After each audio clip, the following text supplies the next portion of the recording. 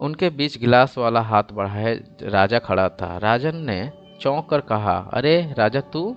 Uncle, यह स्वादिष्ट शरबत अकेले ही अकेले पी रहे हो? हम पिएंगे। शरबत? अनिल ने कहा, ठहाका लगाया। दूसरों के साथ राजन भी हंसने लगा। इसी समय पीछे से राधा ने राजा को कंधे से पकड़कर खींच लिया। राजा मचल कर बोला, मैं भी पीऊंगा शरबत, अभी मैं भी पीऊंगा। राधा खींचती हुई राजा को बाहर ले गई। क्रोध से उसकी आंखें लाल हो रही थी। राजा लगातार मचले जा रहा था। राधा उसे खींचती हुई मोहन के कमरे में ले गई और जोर से उसे मोहन की ओर ढकेल दिया। मोहन घबराकर राजा को संभलता हुआ आश्चर्य से बोला, अरे अरे, क्या कर रही हो? ये शरबत मांग रहा है तो यह भी गुस्से की बात है कोई? सैकड़ों कोका कोला की बोतलें भरी पड़ी है, अतिथियों के लिए एक दे दो।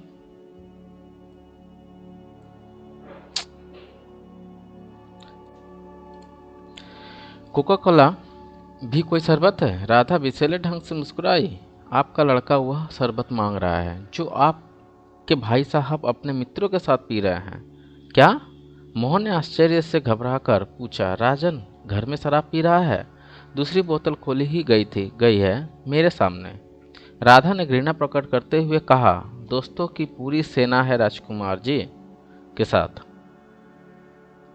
उन्हें डर ही किसी बात का है। आज दोस्तों की आवभगत के लिए लाई गई है, कल घर में अपने पीने के लिए लाकर रखी जाएगी।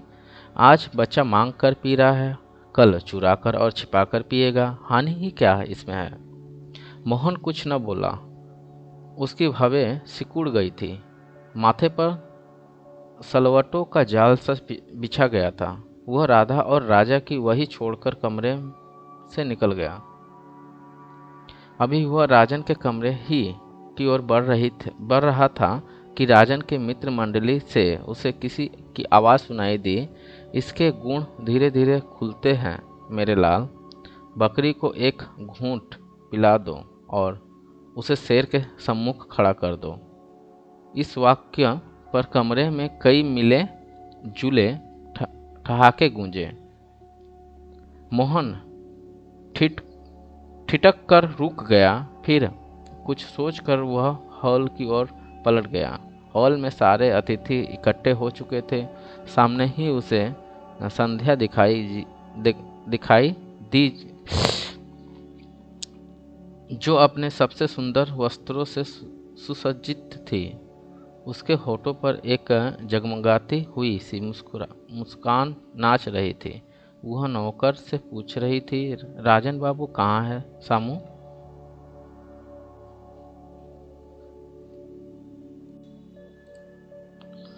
भीतर है, अपने मित्रों के संग। सामू उत्तर देकर मोहन के पास से गुजरा। मोहन ने उससे रोक कर कहा, सामू, राजन से कहना पार्टी आरंभ होने वाली है, सारे अतिथि आ गए हैं। सामू सिर हिलाकर भीतर चला गया। मोहन ने जेब से सिगार निकालकर दियासलाई जलाई। इसी समय उसकी दृष्टि संध्या से मिली। संध्या हड़बड़ाकर इधर उधर देखने लगी, फिर एक लड़की की ओर बढ़ गई। मोहन ने माचिस से तीली निकालकर दांतों में दबा ली और सिगार को माचिस पर रगड़ने लगा। फिर चौंक कर उसने सिगार को देखा और तीली की दांतों में से हटाकर सिगार को होठों में दबा लिया और दूसरी तीली निकालकर सिगार सुलगा लिया। उसने पहला ही कस खींचा था कि राजन के मित्र ठहाके लगाकर हॉल की ओर आने लगे। मोहन चुपचाप वहीं खड़ा सिगार के कस लेता रहा। वे लोग मोहन की ओर देखे बिना लड़खड़ाते हुए हॉल में पहुंच गए। राजन सबसे पीछे रह गया। उसने मोहन की ओर देखा और मुस्कुराकर बोला, अरे भैया, आप अभी तक यहीं खड़े हैं? तुम्हारी ही परीक्षा कर रहा था। मोहन मुस्कुराया, फिर राजन के साथ चला हुआ चलता हुआ वह हॉल में आ गया। संध्या राजन को देखकर तेजी से उसकी ओर बढ़ती हुई बोली, हेलो राजन, कहाँ कहाँ थे तुम? मैं कितनी देर से यहाँ बोर रही हूँ। अब बोर नहीं होगी। राजन ने मुस्कुराकर संध्या का हाथ अपने हाथ में थाम लिया। सब लोग एक बड़ी सी मेज में गिर्द खड़े थे जिस पर खाने पीने का सामान रखा था। राजन ने आपस में बातें करते हुए अतिथियों को संबोधित करने के लिए जोर से मेज को थपथपाया और फिर लड़खड़ा कर संभलते हुए बोला, लेडीज एंड जेंटलमैन, आप लोग शायद जानते ना हो, यह पार्टी दोहरी खुशी में दी जा रही है। पहली खुशी तो है मेरी परीक्षा में सफलता की और दूसरी खुशी मेरे जीवन के नए मोड़ की, जीवन में एक नवीनता की। और यह नवीनता क्या है, यह आपको मेरे भैया बताएंगे, क्योंकि उनके सामने बोलते हुए मुझे शर्म आती है। राजन ने ठहाका लगाया और अतिथियों में से कुछ ने अनमने मन से उनका साथ दिया। कुछ लोग आश्चर्य से राजन और उसके साथियों को देखने लगे। अनिल के पास खड़े हुए एक अतिथि ने मदिरा की दुर्गंध से बचने के लिए नाक पर रुमाल रख लिया था। राजन मोहन की ओर मुड़ा और जेब से एक डिबिया निकालकर उसमें से अंगूठी निकाल ली। फिर डिबिया को एक ओर फेंकते हुए मोहन की ओर झुककर उसके कान में सीधे से बोला, यह अंगूठी है भैया, मैं नशे में नहीं हूँ। मोहन मुस्कुराया, मुझे दिखाई दे रही है। जानते हैं किस लिए लाया हूँ यह अंगूठी? जानता हूँ। मोहन की मुस्कुराहट और गहरी हो गई। संध्या के लिए। आप तो बहुत समझदार है भैया, आप स्वयं मेरी और संध्या की सगाई की घोषणा कर दें। मोहन ने मुस्कुराकर संध्या की ओर देखा। संध्या ने टाई पिन निकाल लिया था। उसके होठों पर एक विजयी मुस्कुराहट थी। मोहन ने अंगूठी राजन के हाथ से ले ली और मुस्कुराता हुआ अतिथियों की ओर देखकर बोला, मान्यवर अतिथियों, आज की पार्टी किस उपलक्ष्य में दी जा रही है, यह आप राजन से सुन चुके हैं। राजन ने इसी अवसर पर अपनी खुशियों को दोहरा करने की घोषणा की है। एक बड़े भाई के नाते उसने यह काम मुझे सौंपा है। यह मेरा कर्तव्य है कि राजन की दूसरी खुशी की घोषणा मैं करूं, क्योंकि राजन मेरा छोटा भाई है और मैं यह घोषणा करते हुए बड़ी प्रसन्नता से अनुभव करता हूं कि राजन की सगाई सेठ धनश्याम दास जी की इकलौती बेटी संध्या से नहीं हो रही है। भैया, अचानक राजन इतनी जोर से बोला कि पीछे खड़े कई अतिथि घबराकर उछल पड़े। संध्या का चेहरा क्रोध और अपमान से लाल हो गया था, किंतु मोहन उसके चेहरे पर कई घबराहट अथवा चिंता के चिन्ह नहीं थे। उसने बड़ी शांति से राजन की ओर देखा और गंभीरता से बोला, चिल्लाओ मत, यह भले मास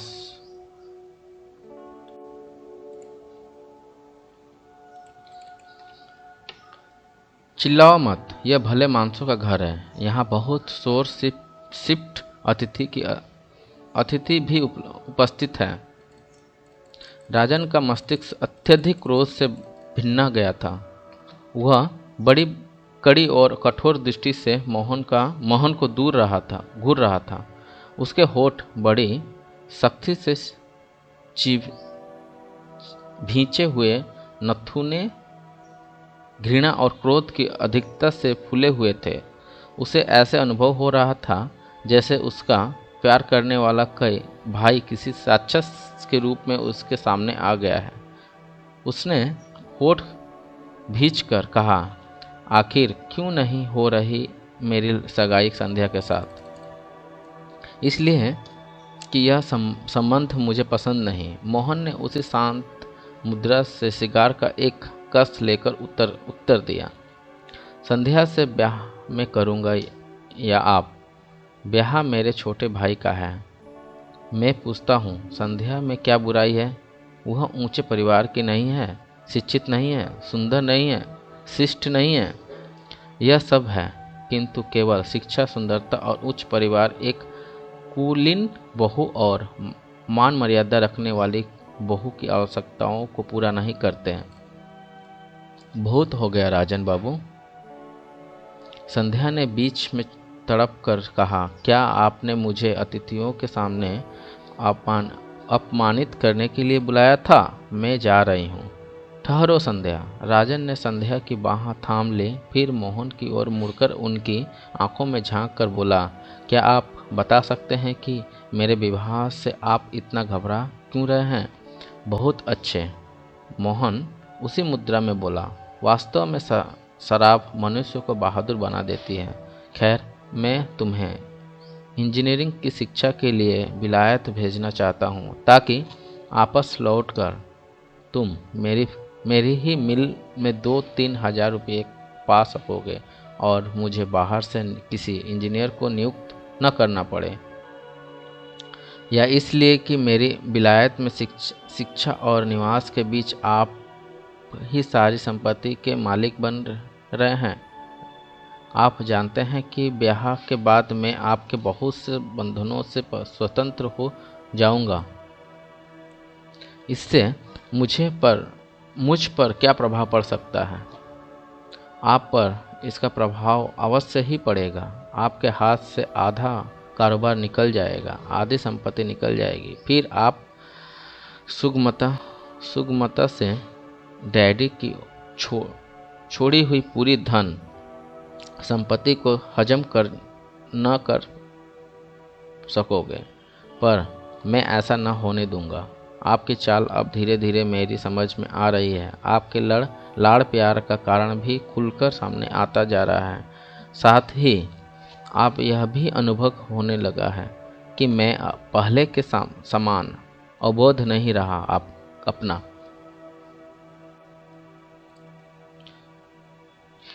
अपना अधिकार पहचानने लगा हूँ, इसलिए आपका व्यवहार बदलना चाहता हूँ। मैं अनुभव कर लिया था। मोहन ने इसी मुस्कुराहट से सिगार का कस लेकर कहा कि अब तुम आवश्यकता से बढ़कर समझदार होते जा रहे हो और अब मैं आंखें बंद करके कुएं में छलांग लगाने के लिए तैयार नहीं हूँ। कोई समझदार व्यक्ति आंखें बंद करके कुएं में छलांग नहीं लगाता। समझदार तो आंखें खोलकर ही कुएं में छलांग लगाते हैं। मैं वयस्क हो चुका हूँ और स्वयं अपनी इच्छाओं का स्वामी हूँ। आज मैं अपने भाग के कारोबार और धन संपत्ति का बंटवारा चाहता हूँ। हॉल में धीमे स्वरों में खुसर फुसर होने लगी। राधा आश्चर्य से आंखें फाड़े द्वार से टैंक लगाकर खड़ी हो गई। सामू की आंखें भी फैली रह गई।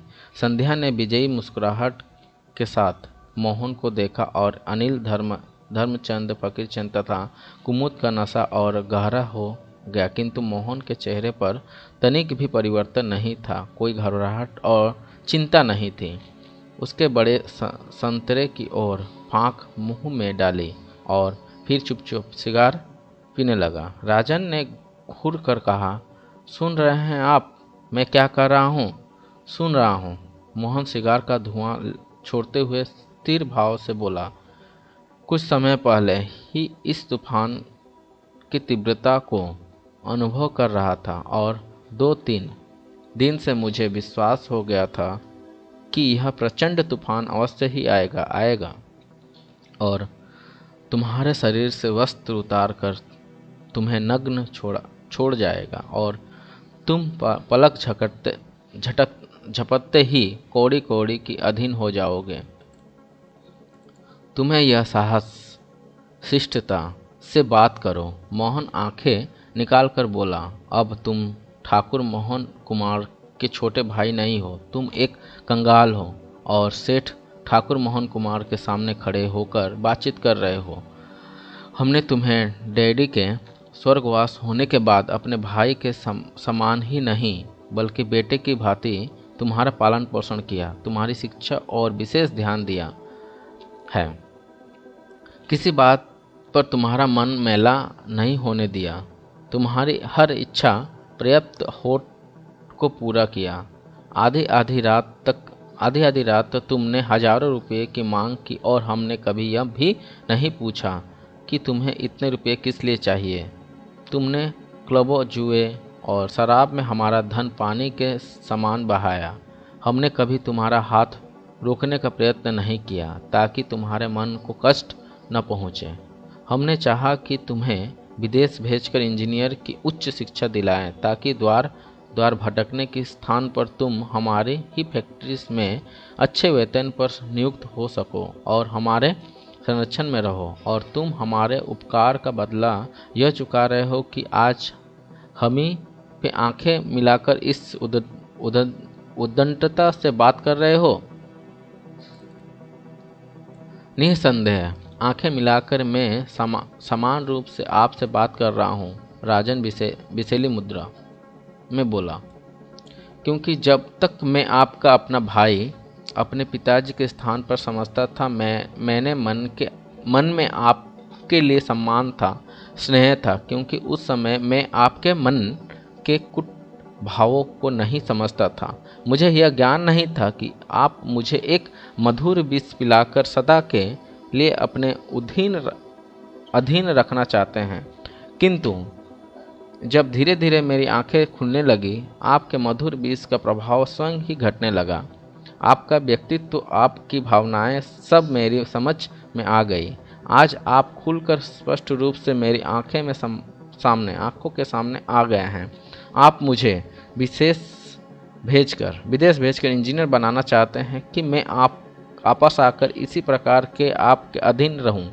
2-2.5 हजार रुपये मासिक की नौकरी देकर आप मुझे अपना दास बनाए रखें। मैं कोई आपके टुकड़ों पर पड़ा हुआ भिखमंगा नहीं हूँ। मैं अपने स्वर्गीय पिता की संपत्ति में आधे का अधिकार हूँ। अब मैं अबोध और अल्प आयु बालक नहीं हूँ।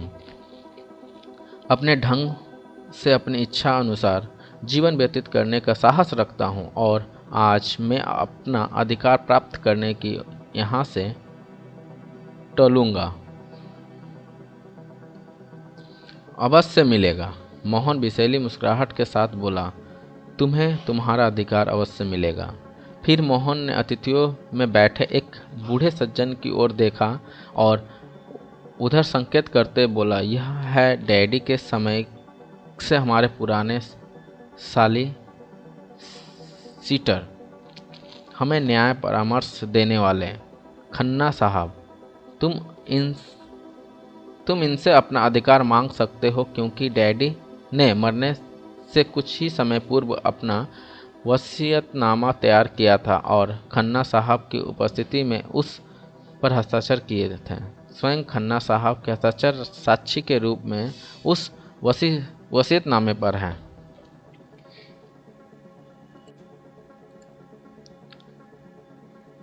खन्ना साहब अतिथियों की भीड़ में से निकलकर आगे आ गए और राजन की ओर देखकर बोले, मुझे खेद है राजन, आज मुझे यह समय देखना पड़ रहा है। मैं तुम्हारे डैडी के समय से ही तुम लोगों का सॉलिसिटर हूँ और तुम्हारे स्वर्गवासी डैडी ने मेरे सामने ही वसीयत की थी। वसीयत के अनुसार तुम्हारे डैडी ने तुम्हारे बड़े भाई मोहन को ही एकमात्र अपनी पूरी संपत्ति का मालिक निश्चित किया था।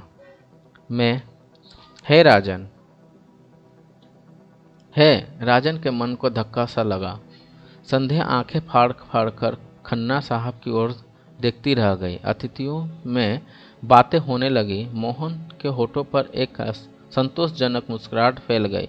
खन्ना साहब ने बात चालू रखी, तुम्हारे डैडी की वसीयत के अनुसार तुम्हारे पिताजी की हर चीज का अधिकार न्याय द्वारा मोहन ही होता है। इसी वसीयत के अनुसार तुम्हारे पालन पोषण और देख रेख का उत्तरदायित्व तो मोहन पर है।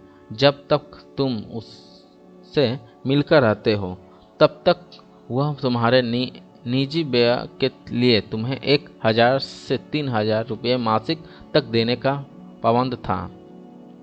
किंतु उसी समय तक जब तक तुम उसके संरक्षण में इसी कोठी में उसके साथ रहो और तुम दोनों में किसी प्रकार की अनबन न हो। मोहन ने झगड़े को टालने का बहुत प्रयत्न किया था वह एक समय से तुम्हारे तेवर देख रहा था। उसे भय था कि तुम आज के समारोह में अवश्य ही कोई झगड़ा कर दोगे। इसलिए उसने मुझसे कह दिया था कि मैं वसीयतनामा साथ लेता हूँ। वसीयतनामा मेरे पास ही है। तुम चाहो तो यह यहाँ किसी भी व्यक्ति को दिखाकर अपना संतोष कर सकते हो। चाहो तो किसी समय कल किसी वकील को लेकर जांच करा सकते हो। मैं नहीं जानता कि वह ऐसा क्यों कर गए। खन्ना साहब ने ठंडी सांस लेकर कहा, किंतु यह एक स्पष्ट बात है कि तुम्हारा उनकी संपत्ति पर कोई अधिकार नहीं। जुबान झूठी हो सकती है, किंतु यह उनका अपना लिखित वसीयतनामा झूठा नहीं हो सकता। हो सकता है वह वसीयत में उनका कोई काल्पनिक काम कर रहा हो, किसी विशेष घटना या ऐसी परिस्थिति का परिणाम हो जो हम लोगों के ज्ञान से बाहर हो। राजन ने वसीयतनामा खन्ना साहब के हाथों से लेना चाहा, किंतु खन्ना साहब ने हाथ खींच लिया और बोले, नहीं, यह वसीयतनामा एक अमानत है। मैं इसे इस प्रकार तुम्हारे हाथों में नहीं दे सकता। हाँ, यदि तुम चाहो तो अपने किसी वकील को लेकर कल मेरे पास आ जाना। हाँ, इस परिस्थिति सज्जनों में से यदि कोई इसे देखना चाहता हो तो देख सकता है।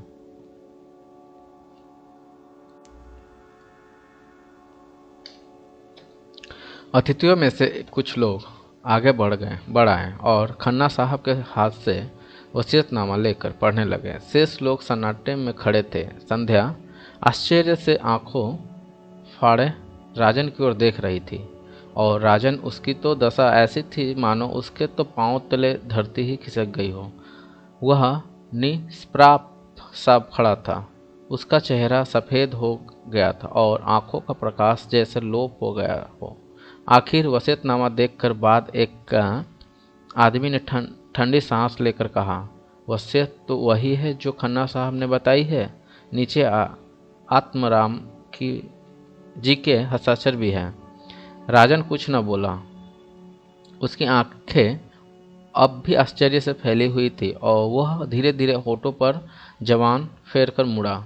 दूसरे ही क्षण उसके मस्तिष्क को एक झटका सा लगा। संध्या अब वहाँ नहीं थी। न जाने वह किसी समय वहाँ से चल गई थी।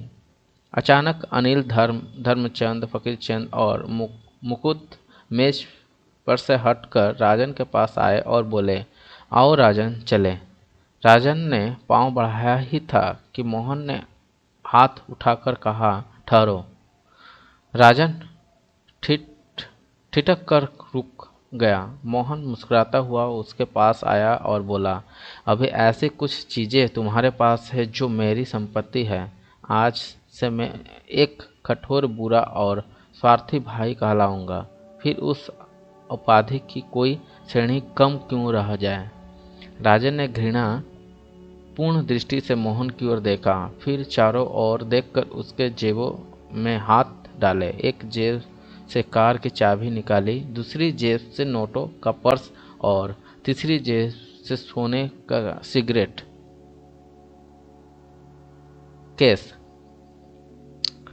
उसने घृणा से ये सब चीज़ें मोहन की ओर बढ़ा दी। मोहन ने उन चीज़ों पर अपना अधिकार जमाते हुए मुस्कुरा कर कहा, और ये कपड़े? चलो, मैं दया करके छोड़ देता हूँ, क्योंकि तुम यहाँ से नंगे नहीं जा सकते। राजन की आंखों में घृणा के प्रतिशोध रूप धारण कर लिया। उसका मन तो चाहा कि वह अपने हुए वस्त्रों को फाड़ फेंके, किंतु विवश था। वह इस अपमान को पी गया। मित्रों को साथ लेकर वह तेजी से हॉल से बाहर निकल गया। उसके बाहर जाते ही मोहन ने बड़ी प्रसन्न मुद्रा में अतिथियों को संबोधित किया, सज्जनों, आप किस प्रतीक्षा में हैं? खाना ठंडा हो रहा है, कृपया आरंभ कीजिए। द्वार से गुजरते हुए राधा ने राजन को देखा तो उसकी आंखों में से अनायास आंसू उमड़ गए। राजा ने माँ की साड़ी छूते हुए पूछा, मम्मी, अंकल कहाँ जा रहे हैं? राधा ने कोई उत्तर न दिया। वह केवल भींगी आंखों से राजन को चाहते देखती रही। माँ से कोई उत्तर न पाकर राजा भागकर राजन के पैरों से लिपट गया और बोला, अंकल आप कहाँ जा रहे हैं? अंकल, आप ही के पास होने पर तो यह समारोह हो रहा है और आप ही जा रहे हैं। राजन ने झुककर राजा को देखा। उसके भोले भोले चेहरे पर एक गहरी वेदना थी और आंखों में आंसू झलक रहे थे। राजन का मन भी भर आया। उसने राजा के सिर पर स्नेह से हाथ फेरा और धीरे से दबी आवाज में बोला, हाँ बेटे, मैं जा रहा हूँ ऐसी जगह जहाँ खून के दरिया को सुनहरी दीवार में विभक्त न कर सकें। नहीं अंकल, मैं नहीं जाने दूंगा आपको, आप नहीं जाएंगे। राजा रोते हुए राजन की टांगों से लिपट गया। राजन ने बड़ी कठिनाई से उसे अलग किया, नीचे बैठकर उसे प्यार किया और फिर तेजी से उठकर द्वार की ओर बढ़ गया। राजा हाथ उठाकर चिल्लाता ही रहा, अंकल अंकल। राधा के चेहरे पर चिंता और बेचैनी की गहरी रेखाएं उभर आई। उसने घबराकर बाहर द्वार की ओर देखा जहां से राजन अभी अभी बाहर निकला था। मोहन इस समय मिठाई का एक टुकड़ा उठाकर मुंह में डाल रहा था। राधा ने पति के कंधे पर हाथ रखकर बड़े दुख से कहा, देखिए तो राजन सचमुच ही जा रहा है, भगवान के लिए उसे रोक लीजिए। चुप! मोहन इतनी जोर से चिल्लाया कि राधा हड़बड़ा कर पीछे हट गई और डरी हुई दृष्टि से मोहन को देखने लगी। यूं गला फाड़कर चीखने से मोहन को खांसी आ गई और वह सीने पर हाथ रखकर बुरी तरह खांसने लगा। राजन ने अपने ध्यान में खोए जेब टोटली फिर चौंक पड़ा और ठंडी सांस लेकर अनिल से बोला, एक सिगरेट देना। अनिल ने जेब में हाथ डाला और कुमुद की ओर देखकर बोला, पैकेट खुला हुआ नहीं है, तुम जरा एक सिगरेट निकालो। कुमुद ने सिगरेट निकालकर राजन को दिया। राजन ने अनिल और कुमुद को ध्यान से देखा, फिर सिगरेट सुलगाकर धुआं ऊपर छोड़ा। अब धुआं की छोड़ते रहोगे या कुछ सोचोगे भी? क्या सोचूं? राजन कुछ भिन्न होकर बोला, मेरे मस्तिष्क में तो बस एक ही बात बार बार चक्कर लगा रही है। मेरे पास पिस्तौल होती तो इस स्वार्थी आदमी को गोली मार देता। गोली उसे क्यों मारते? कुमुद ने बुरा सा मुंह बनाकर कहा, गोली मारनी है तो अपने डैडी को मारो। डैडी मर चुके हैं, किंतु मैं तो अब भी नहीं सोच सकता कि वह तेरे साथ इतना बड़ा अन्याय करेंगे। खूब अनिल व्यंग्यात्मक ढंग से बोला, तुम अभी तक इसे अपने डैडी का अन्याय ही समझ रहे हो, और क्या समझो? राजन ने अनिल को घूर कर कहा, यार हमने दुनिया देखी है। यह दुनिया एक बहुत बड़ा रंगमंच है जहाँ भांति भांति के नाटक होते रहते हैं और जो लोग नाटक की कला में कुशल होते हैं वह किसी भी दृष्टि में अपनी इच्छा अनुसार जो मोड़ चाहे सब उत्पन्न कर सकते हैं। क्या मतलब? अब मतलब भी समझाना पड़ेगा। अनिल झलका कर बोला, क्या तुमने शिक्षा झक मारने के लिए प्राप्त की है? अरे कभी भी पिता अपनी संतान से ऐसा अन्याय नहीं कर सकता है। जो वसीयत खन्ना साहब ने दिखाई है वह तुम्हारे डैडी की असली वसीयत नहीं हो सकती। वसीयत जाली भी बनाई जा सकती है। क्या कहते हो? राजन धीरे से बोला, इस पर डैडी का हस्ताक्षर है। हस्ताक्षर क्या नकली नहीं हो सकते? मेरे पास लाओ, मैं उसकी वैसी ही नकल करके दिखा सकता हूँ। अरे हाँ, फकीरचंद उछल कर बोला, यह तो मैंने सोचा ही नहीं था। अब मुझे विश्वास है कि यह वसीयत जाली है। धर्मचंद संभलता हुआ आवेश में बोला, और यदि तुम इसे स्वीकार करने के इनकार कर दो तो न केवल न्यायालय से तुम्हें अपनी संपत्ति का आधा भाग मिल जाएगा, बल्कि जाली वसीयत बनाने का अपराध में मोहन और खन्ना साहब को जेल भी हवा खानी पड़ेगी। राजन की आंखें चमक उठी। उसने नथुने फूल गए मोहन को बंदीगृह में देखने की कल्पना से उसके प्रतिशोध की भावना को कुछ संतोष मिला। वह बड़बड़ाया, मैं उसे न्यायालय में चैलेंज करूंगा और हम सब लोग तुम्हारे साथ हैं। अनिल सहानुभूति से सराजन के कंधे पर हाथ रखते हुए बोला, कोई चिंता ना करो, तुम इस संसार में अकेले नहीं हो। मुझे विश्वास है कि तुम सफल होकर रहोगे। तुम्हारी संपत्ति, तुम्हारा कारोबार तुम्हें अवश्य मिलेगा। 25 करोड़ थोड़े नहीं होते हैं। इससे एक पूरी रियासत खरीदी जा सकती है। अपनी कोठी, अपनी कारें, हम पग पग पर तुम्हारे साथ होंगे। मुझे अपना मैनेजर बना लेना। कुमुद ने बड़े मूड में कहा, मेरे बाबा मुझे सदा निकट्ठू कहकर पुकारते हैं।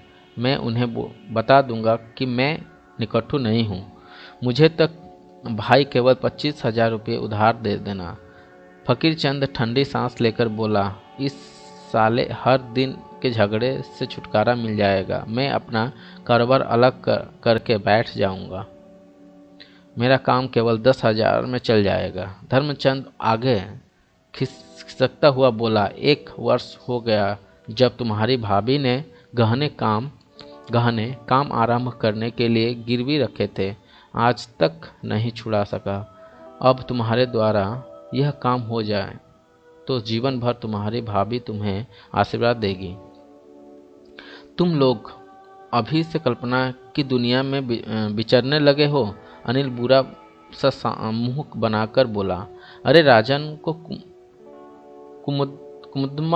मुकदमा जीतने तो दो, फिर जो कुछ उसका है वह सब हमारी ही तो है। हम कोई पराया थोड़े ना है। आओ उठो राजन, मैं अभी तुम्हारे वकील चटर्जी के पास लिए जाता हूँ।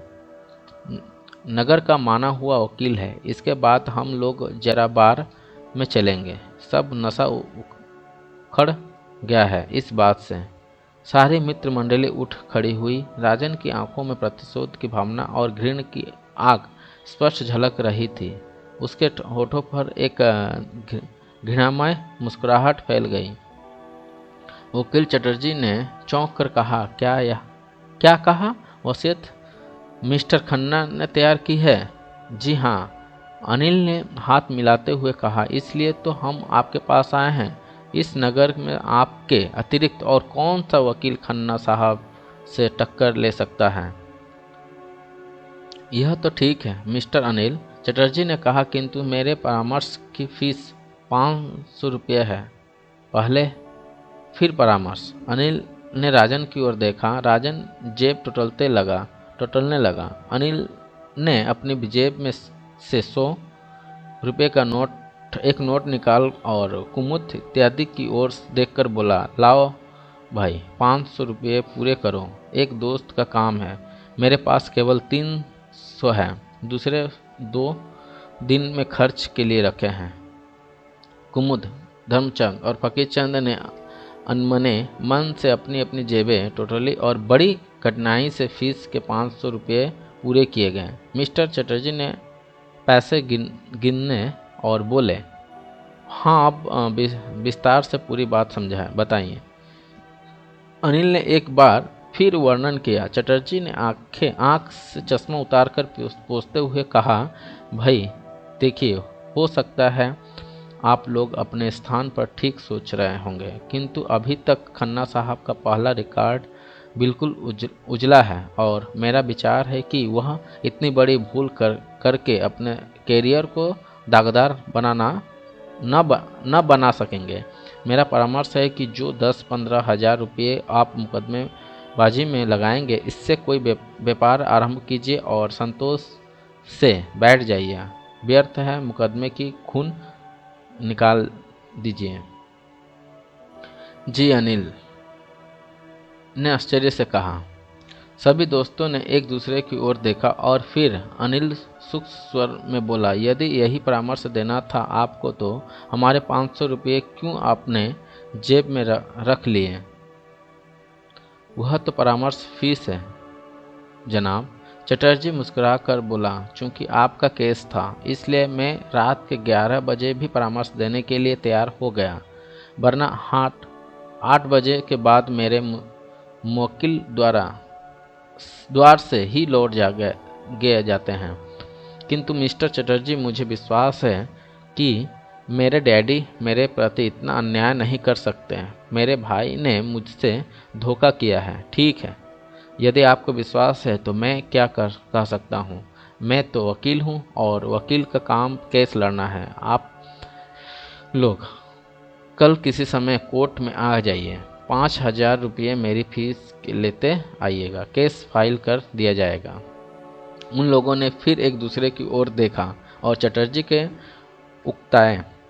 उकताए हुए ढंग से बड़ी घड़ी पर दृष्टि डालते हुए कहा, मेरा विचार है आप रात में सोचकर किसी निर्णय पर पहुंच सकते हैं। मुझे कल के मुकदमे का अध्ययन करना है।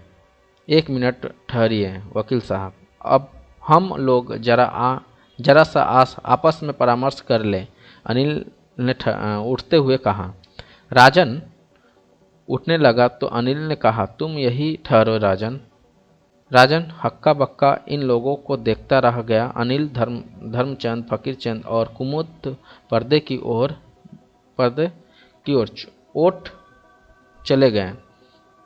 राजन के कान उधर ही लगे हुए थे। उसके कानों में यह वार्तालाप पड़ा। अब क्या विचार है यारो, अनिल ने कहा। तुम ही बताओ। यह कुमुद की आवाज़ थी। विचार क्या है भाई, धर्मचंद बोला। यदि राजन केस जीत गया तो समझ लो कि हम लोगों की 5 उंगलियां घी में है। इसलिए हम 5,000 का प्रबंध कर दें। बिल्कुल।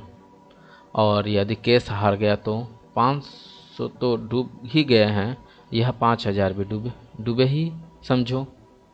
ओहो, फकीरचंद चिंतामय स्वर में बोला। इस समय इस विषय पर तो विचार ही नहीं किया था मैंने। हमें हर पहलू पर विचार करना चाहिए। खन्ना साहब वास्तव में अपनी ईमानदारी के लिए बहुत प्रसिद्ध है। यदि सच ही वसीयत जाली प्रमाणित न हुई तो सब कुछ चौपट हो जाएगा। मोहन ने दुश्मनी अलग हो जाएगी। धनी आदमी है, व्यर्थ में किसी ढंग से हमसे बदला लेने पर उतर आया तो किससे प्रार्थना करते फिरेंगे। यह भी ठीक है भाई, अपनी गांठ में इतने पैसे है नहीं कि इतना बड़ा जुआ खेला जाए। फकीरचंद ने अपना अंतिम निर्णय दिया। फिर मेरे ही पास कोई फालतू थोड़े ही है, कुमुद ने कहा। राजन को ऐसे अनुभव हो रहा था कि जैसे उसका मस्तिष्क झाएं कर रहा हो। उसकी आंखों के आगे अंधेरा सा छाने लगा। शरीर पसीने से भीग गया। धीरे धीरे उसने आंखें खोली और घबराया हुआ शून्य में देखने लगा। फिर उसने अनिल, धर्मचंद, फकीरचंद और कुमुद को चटर्जी से बातें करते हुए देखा।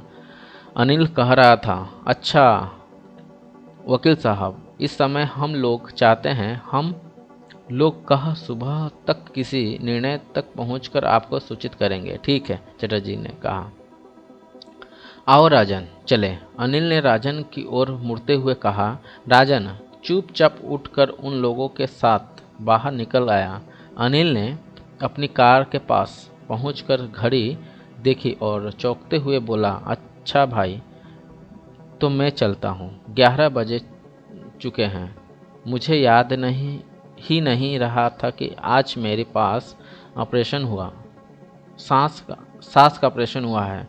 मेरी पत्नी अपनी माँ के पास ही अस्पताल में होगी। उसे यहाँ से लेकर मुझे घर पहुँचना है।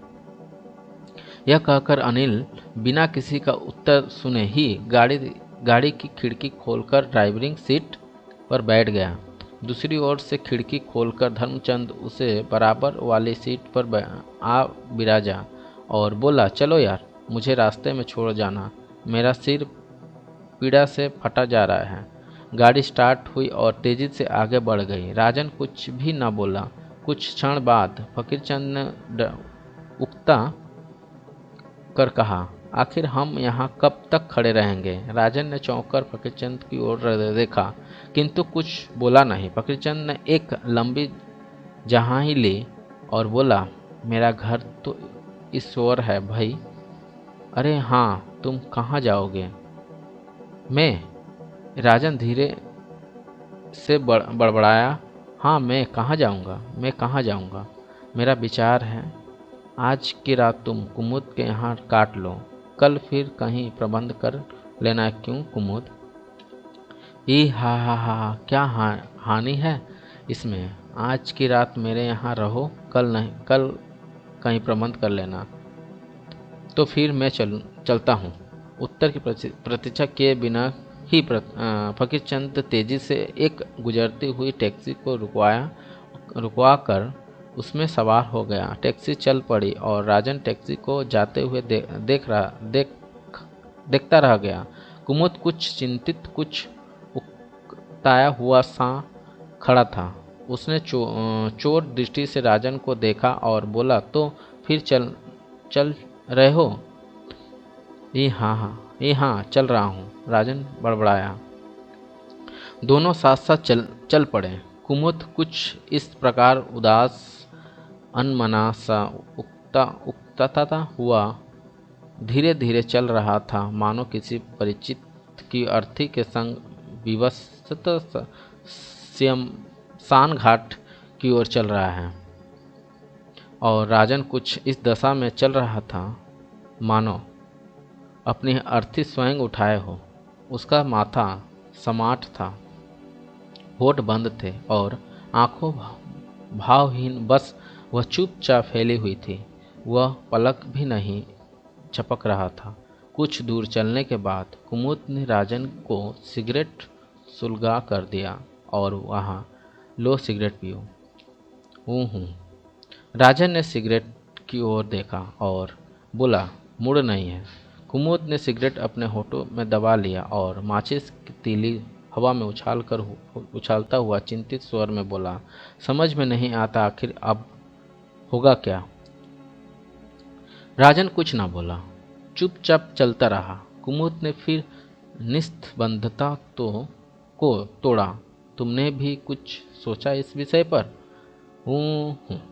राजन बहुत धीमे स्वर में बोला, क्या होगा? कुछ नहीं होगा, राजन बड़बड़ाया। मेरा भी यही विचार है, कुमुद शीघ्रता में बोला। अनिल, धर्मचंद और फकीरचंद भी यही कह रहे थे। यदि वसीयत सच्ची निकल आई तो व्यर्थ ही समय और धन नष्ट होगा। बेहतर यह होगा कि तुम हालात के साथ समझौता कर लो। हूँ। राजन चलते हुए अपने ध्यान में खोया बोला, तुम्हें डिग्री मिल ही गई है। इसके द्वारा तुम्हें कहीं कोई उचित नौकरी अवश्य मिल जाएगी और रोटी का सहारा हो जाएगा। आजकल आदमी को 2 जून रोटी और तन ढकने को कपड़ा मिल जाए तो भगवान की बड़ी कृपा है। मैं भी तुम्हारे लिए कोई काम ढूंढूंगा, तुम स्वयं भी प्रयत्न करना। हूँ। राजन उसी मुद्रा में बोला। चलते चलते कुमुद अपने फ्लैट पर पहुंच गया। फिर घंटी बजाकर उसने द्वार खुलवाया और राजन को वहीं छोड़कर स्वयं भीतर चला गया। राजन चुपचाप वहीं खड़ा रहा।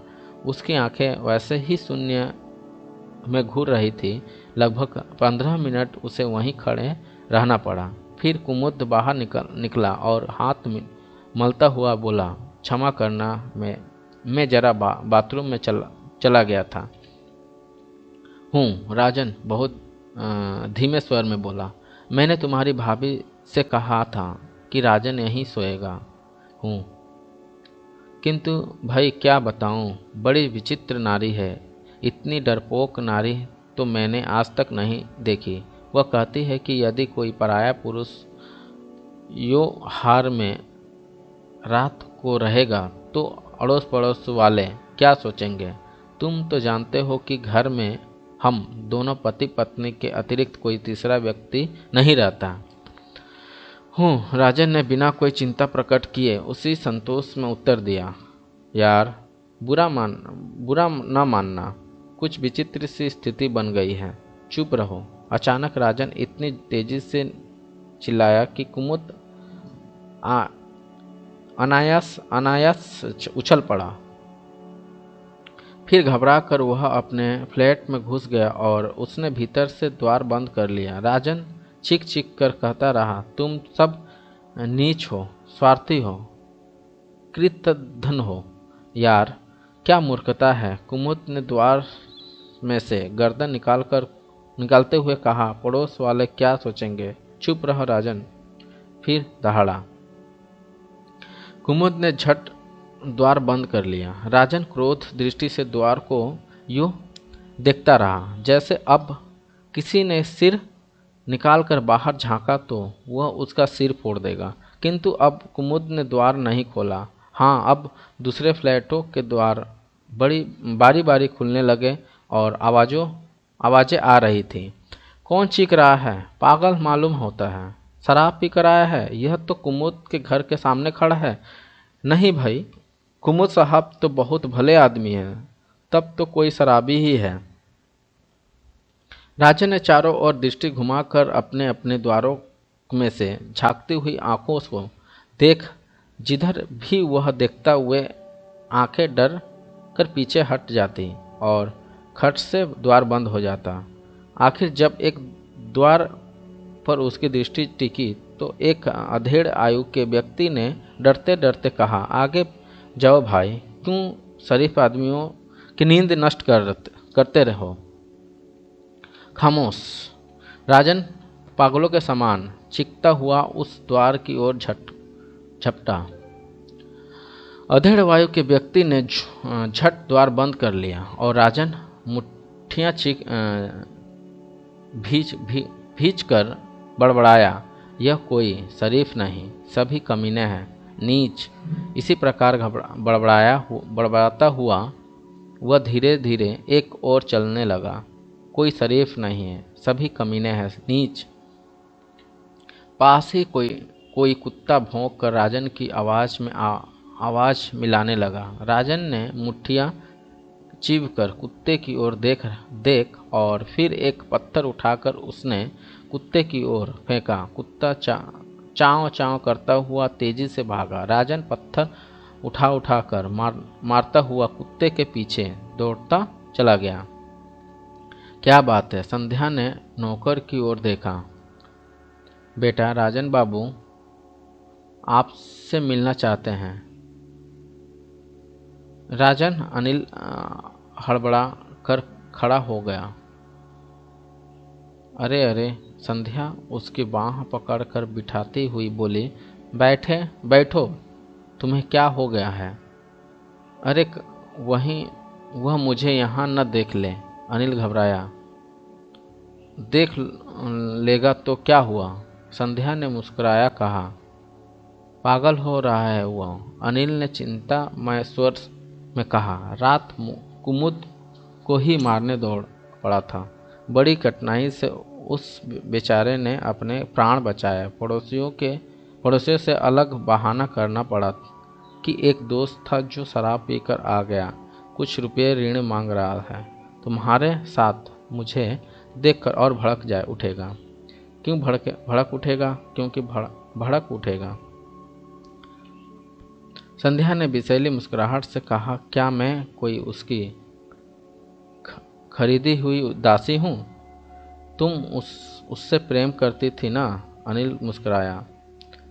प्रेम हूँ, संध्या ने बुरा सा मुंह बनाकर कहा।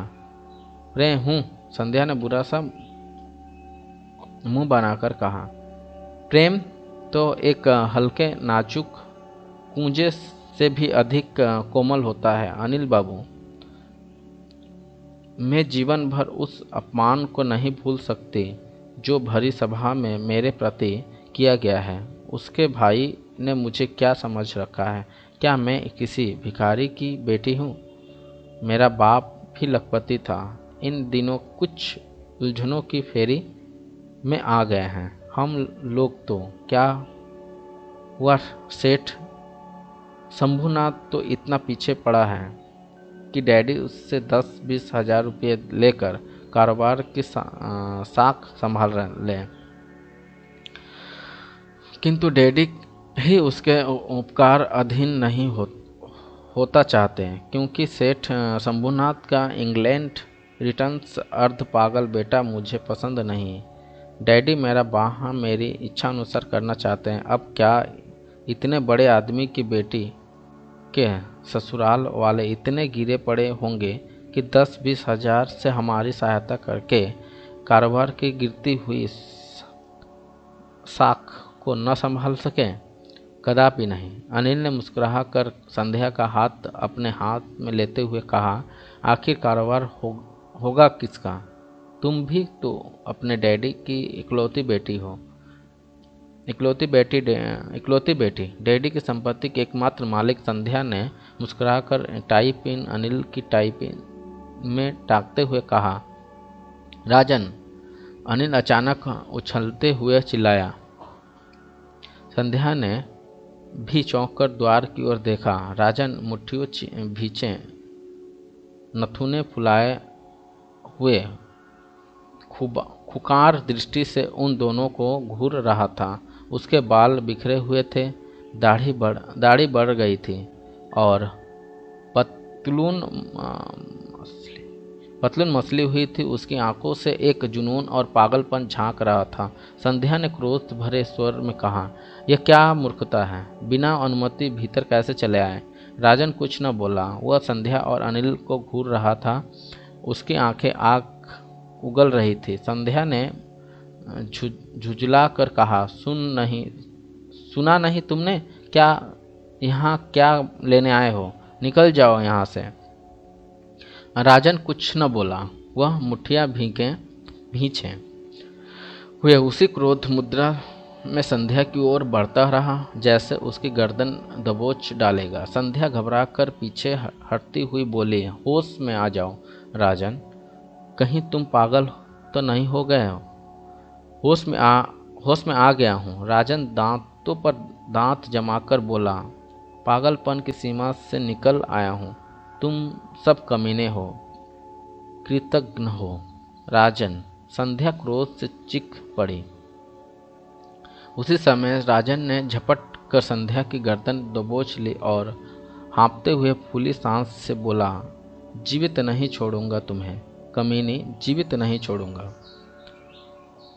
संध्या की चीखें निकलने लगी। अनिल ने झपट कर राजन से संध्या को छुड़ाने का प्रयत्न किया। संध्या बिलबिला कर पूरी शक्ति लगाकर राजन की पकड़ से निकल गई और चीख कर नौकर को पुकारने लगी। राजन ने फिर संध्या की ओर झपटने का प्रयत्न किया। अनिल ने जोर से राजन की ठोठी पर घुसा मारा और राजन उछलकर द्वार के पास जा गिरा। इतने में चारों ओर से नौकरों ने आकर उसे पकड़ लिया। संध्या कंपकवाती हुई चीख रही थी, निकाल दो इसे, धक्के मारकर निकाल दो, यह होश में नहीं है, पागल हो गया है। राजन चीखता रहा और नौकरों ने उसे धक्के मारकर कोठी से बाहर निकाल दिया। राजन सड़क पर गिर पड़ा और कोठी फाटक बंद हो गया। राजन ने होठ और माथे का लहू पोंछा और कोठी के फाटक को जोर जोर से हिलाते हुए चिल्लाया, तुम सब कमीने हो, कमीने। सुषमा ने पाठ दोहराते हुए एक लंबी जमाई ली और बोली, कुछ समझ में आया बेबी? सुषमा ने यह कहकर दृष्टि उठाई तो बेबी मेज पर रखी हुई कॉपी पर सिर रखे गहरी सांसें ले रही थी। अरे यह तो सो गई। बेबी, ए बेबी। सुषमा ने चौंक कर पलटते हुए देखा और फिर मुस्कुराकर उठती हुई बोली, मैंने सोचा था कल सप्लीमेंट्री का पहला पेपर है, आज जरा पाठ पूरे करा दूं। किंतु यह तो एक पाठ भी पूरा न कर सकी। 11 बजने वाले हैं ना? शंकर ने मुस्कुरा कर कहा, 11। सुषमा चौंक कर उठी हुई बोली, उफ, बहुत देर हो गई भैया, शायद आ गए होंगे। कमरे की चाबी मेरे पास है। अच्छा मैं चलती हूँ, फिर सुषमा ने उठते उठते बेबी की ओर देखा। उसके भले भाले चेहरे पर सोते सोते में भी एक मुस्कुराहट थी। सुषमा ने मुस्कुराकर बेबी के बालों पर हाथ फेरा, फिर उसे गोद में उठाकर बिस्तर पर लेटा दिया और उसे चादर ओढ़ाते हुए बोली, बहुत कमज़ोर हो गई है बेचारी, दोहरा परिश्रम करना पड़ता है ना शंकर जी, आप इसके स्वास्थ्य का ध्यान रखा करें। स्वास्थ्य का ध्यान? शंकर फीकी सी मुस्कुराहट के साथ बोला, मैं तो बहुत ध्यान रखता हूँ। घर में किस चीज़ की कमी है? हजारों रुपये महीने की आमदनी है और खाने वाले केवल 2 ही है, किंतु केवल खाने पीने से ही स्वास्थ्य थोड़े ना बनता है सुषमा देवी। बच्चों को उचित देखभाल की भी आवश्यकता होती है। आज 5 वर्ष हो गए इसकी माँ को मरे हुए। जब यह केवल 4 वर्ष की थी तब से सिर पर माँ की छाया नहीं पड़ी। मुझे दिन भर काम पर मैंने गैरेज में रहना पड़ता है। घर पर नौकरानी ही होती है, न जाने कैसे खिलाती पिलाती है। मुझे स्वयं निरंतर यही चिंता रहती है, किंतु समझ में नहीं आता क्या करूं। शंकर सुषमा के मुंह की ओर देख रहा था। सुषमा ने सिर पर साड़ी का आंचल ठीक किया और बोली, आप ठीक ही कहते हैं शंकर जी। माँ के बिना बच्चों का जीवन ऐसा ही होता है, वह जैसे तपती धूप में नन्हे कोमल का पौधा है। किंतु मैं इसकी माँ को भगवान के घर से वापस नहीं ला सकता। स्वयं भी सोचता हूँ कि बेबी को एक माँ की छाया की आवश्यकता है। यदि ब्याह करूँगा भी तो कैसे ऐसी औरत से जो बेबी को प्यार करे। यह भी आप ठीक कहते हैं। सुषमा ने ठंडी सांस लेकर कहा, यदि सौतेली माँ से भी स्नेह न मिलता तो बेचारी का जीवन नष्ट हो जाएगा। यह कहकर सुषमा दवात का ढक्कन बंद करके द्वार की ओर बढ़ी। शंकर ने कहा, जब से तुमने बेबी को पढ़ाना आरंभ किया है वह तुमसे हिल मिल गई है। दिन भर तुम्हारी ही बातें करती है। बच्चे तो प्यार के ही भूखे होते हैं शंकर जी। मैं जब भी बेबी को देखती हूँ मुझे अपना बचपन याद आ जाता है। यही विवशता और भोलापन होता है हर बेमाँ के बच्चे के चेहरे पर। यही तो मैं भी सोचता हूँ। जितना बेबी तुम्हें चाहती है उतना ही तुम भी उसे प्यार करती हो। तुम माँ की ममता का मूल्य जानती हो। तुम अपने उसे भरपूर ममता दे सकती हो। जी। सुषमा ने चौंक कर शंकर की ओर देखा। मेरा मतलब है, कल तुमने तनख्वाह मांगी थी, यह तुम्हारे पैसे रखे हैं। शंकर ने जेब में से 10-10 के 5 नोट निकालते हुए सुषमा की ओर बढ़ा दिए। सुषमा मुस्कुराहट के साथ बोली, कल शाम मैंने अपना वेतन मांगा था, आपने 50 रुपये दे दिए थे। ओह, मुझे याद ही नहीं रहा। मैं जानता हूँ तुम्हारे भैया की क्या आय है, किसी समय भी आवश्यकता पड़ सकती है। इन्हें अगले महीने की पेशगी समझ कर रख लो। धन्यवाद शंकर जी। यदि पेशगी की आवश्यकता पड़ गई तो भैया कुछ अधिक समय तक टैक्सी चला लिया करेंगे। फिर भी आवश्यकता तो किसी समय भी पड़ सकती है। अभी 4-5 दिन पहले की ही तो बात है, तुम्हें भैया की टैक्सी का एक्सीडेंट हो गया था। 250-300 रुपये मरम्मत में लग गए थे। रख लो, समय पर काम आएगा। सुषमा ध्यान से शंकर का चेहरा देखती रही। शंकर की आंखों का पीला प्रकाश धीरे धीरे लाल रंग में परिवर्तित होता जा रहा था। उसने कुछ रुक कर धीरे से कहा, बहुत देर हो रही है शंकर जी, भैया मेरी प्रतीक्षा कर रहे होंगे, मैं जा रही हूँ। सुषमा ने द्वार की ओर बढ़ने के लिए पहला पग उठाया ही था कि शंकर दोनों बाहें फैलाकर उसका रास्ता रोककर खड़ा हो गया। सुषमा ध्यानपूर्वक उसके चेहरे पर उत्पन्न भावों का निरीक्षण करती बड़बड़ाई, शंकर जी, बहुत धैर्य कर चुका हूँ सुषमा। शंकर कपाती हुई आवाज़ में बोला, कई दिनों से साहस बटोर रहा था कि तुमसे मन की बात कह दूं। जब से तुमने बेबी के हृदय के प्यार का पौधा लगाया है चुपके चुपके दबे पाँव तुम मेरे हृदय में भी उतने ही चली आई हो। तुमने घर में देखता हूँ तो कभी कभार तो अनुभव होता है कि बेबी की माँ घर में चल फिर रही है। कई रातें बिस्तर पर करवटें बदलते बदलते तुम्हारे ही विषय में सोचते हुए गुजर जाती है। आँख लग जाने पर स्वप्न में भी तुम बेबी की माँ के रूप में ही आती हो। अब और सहन करना मेरे वश में नहीं सुषमा, बिल्कुल नहीं। मैं तुम्हारे आगे हाथ जोड़ता हूँ। मेरी बेबी को एक माँ दे दो। मेरे हृदय की दहकती हुई ज्वाला पर अपने शीतल भीगे होठों का अमृत जल छिड़क दो। सुषमा के होठों पर संतोषमय मुस्कुराहट फैल गई। उसने धीरे से कहा, मुझे बेबी से अत्यधिक प्यार है शंकर जी। इसी कारण मेरे मन में आपके लिए भी सहानुभूति है, क्योंकि आप बेबी के पिता हैं, माँ के बाद उस अवध का एकमात्र सहारा है। आप मेरे भैया को भी बहुत निकट से जानते हैं।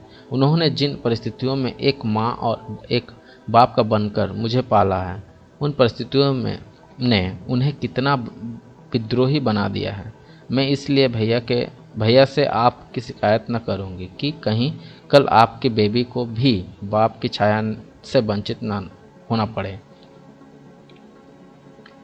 शंकर की सांसों में और तेज हो गई थी और उसकी आंखों में चिंगारियां निकलने लगी। सुषमा ने उससे बचकर द्वार से निकलने का प्रयत्न किया, किंतु शंकर ने झपट कर उसे बाहों में दबोच लिया और हाँफता हुआ बोला, आज की रात मेरी है सुषमा, आज की रात मेरी है। कल सुबह तुम स्वयं रो रो कर भैया से कहोगी कि वह तुम्हारे फेरे शंकर के साथ करवा दे। मैं उस समय भी तुम्हें अपनी पत्नी बनाना स्वीकार कर लूँगा, क्योंकि मैं किसी दशा में भी तुम्हें छोड़ नहीं सकता। मुझे तुम्हारे शरीर अंग प्रत्यंग में पद्मा दिखाई दे रही है। तुम सुषमा नहीं हो, पद्मा हो, मेरी पद्मा। छोड़ दीजिए शंकर जी, सुषमा कांपते स्वर में विनम्रता पूर्वक बोली। भगवान के लिए मुझे छोड़ दीजिए, यह असंभव है।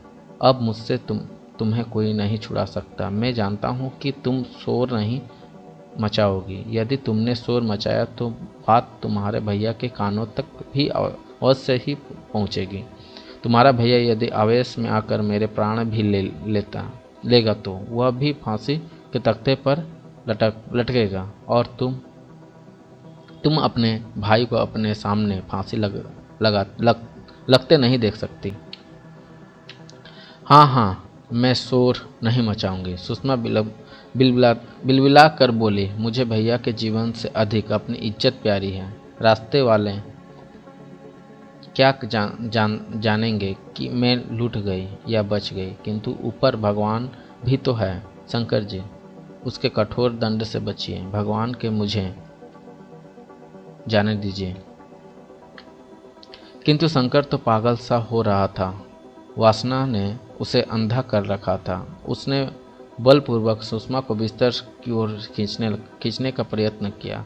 उसी समय सुषमा ने पूरी शक्ति से स्वयं को शंकर के चुंगल से छुड़ा रहा। इस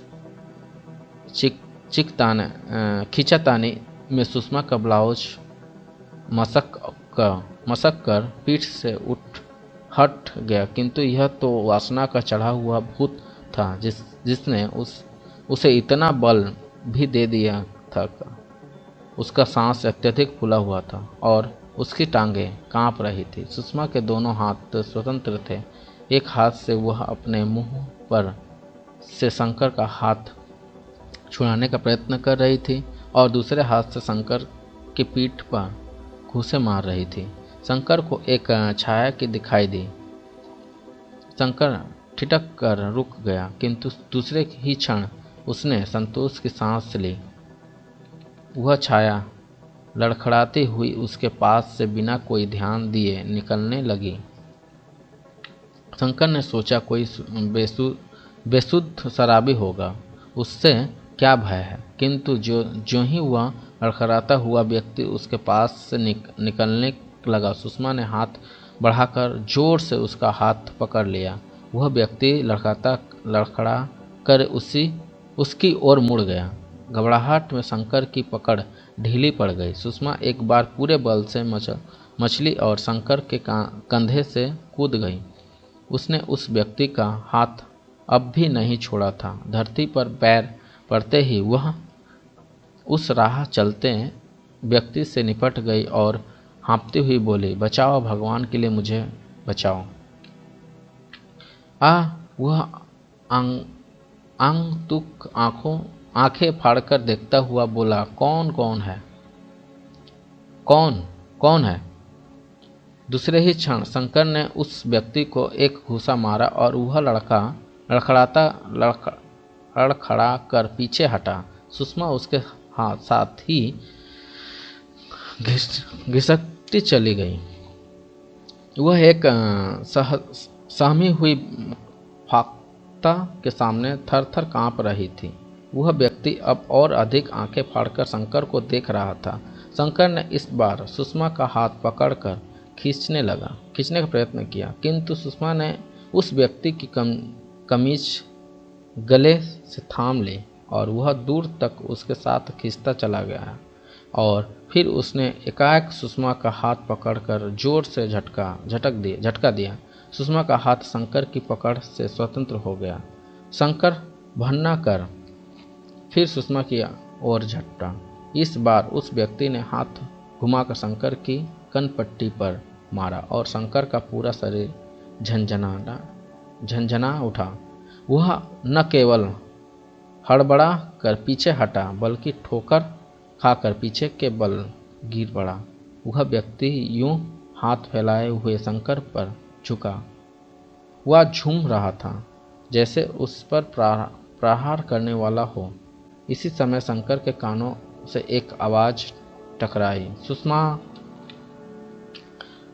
यह सुषमा के भाई चंदन की आवाज़ थी। शंकर ने शरीर में सन्नाटा सा दौड़ गया। दूसरे ही क्षण वह फुर्ती से उठा और तीर के समान अपने मकान की ओर भागता चला गया। सुषमा के मस्तिष्क का सन्नाटा धीरे धीरे गहरा होता जा रहा था। इसी सन्नाटे में उसने चंदन की ओर आवाज़ सुनी थी और फिर उसे अनुभव हुआ कि वह अब बिल्कुल सुरक्षित है। उसका मस्तिष्क तरंग में बेसुध सा झोंकले खाने लगा। चंदन ने परछाइयों को हिलते हुए देखा था। धुंधली रोशनी में वह केवल सुषमा की झलक ही पहचान सका था। उससे पांव में स्फूर्ति आ गई और वह भागता हुआ उनके पास पहुंचा और एकाएक उसके मस्तिष्क को एक तीव्र धक्का लगा। सुषमा एक अनजाने व्यक्ति की बाहों में बेसुध पड़ी हुई थी। उसका ब्लाउज पीछे से फटा हुआ था, बाल बिखरे हुए थे और साड़ी का आंचल सड़क पर पड़ा था। वह व्यक्ति आंखें फाड़कर सुषमा को ध्यानपूर्वक देखता हुआ कह रहा था, मैं तुमसे प्यार करता हूँ संध्या, मैं तुमसे प्यार करता हूँ। तुम बेवफा नहीं हो सकती। सब कमीने हैं। मैं सबको जान से मार दूंगा। और अचानक उस व्यक्ति की आंखें क्रोध की तीव्रता से फट गई और वह बड़े कठोर भाव से सुषमा को देखने लगा। उसने दोनों हाथों से सुषमा की गर्दन पकड़ ली। चंदन को सहसा ऐसा अनुभव हुआ जैसे उसके पूरे शरीर में एक ज्वालामुखी फूट पड़ा हो। उसका समस्त शरीर क्रोध की अधिकता से आग उगलने लगा था। उसने दोनों हाथ की मुट्ठियां कसकर बंद कर ली और आगे बढ़कर झटके से उस व्यक्ति को हाथ से पकड़ करे खींचा।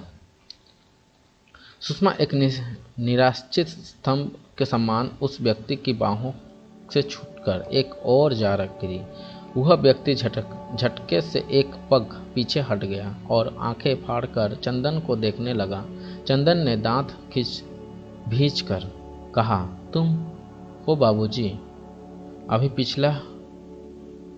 पिछला भी कुछ शेष तुमने चुकाना है। टैक्सी की मरम्मत तो में 250 रुपये लगे थे, किंतु तुम्हारी मरम्मत तो अब भगवान भी ना कर सकेगा। वह टैक्सी का मुआवला था। तुम दारू पिए हुए थे, सो क्षमा किया जा सकता था, किंतु दारू पीकर एक शरीफ लड़की को तुम टैक्सी समझो, यह अपराध तो कदापि क्षमा नहीं किया जा सकता। भाग जाओ, वह व्यक्ति लड़खड़ाता हुआ बोला। तुम सब कमीने हो, नीच हो।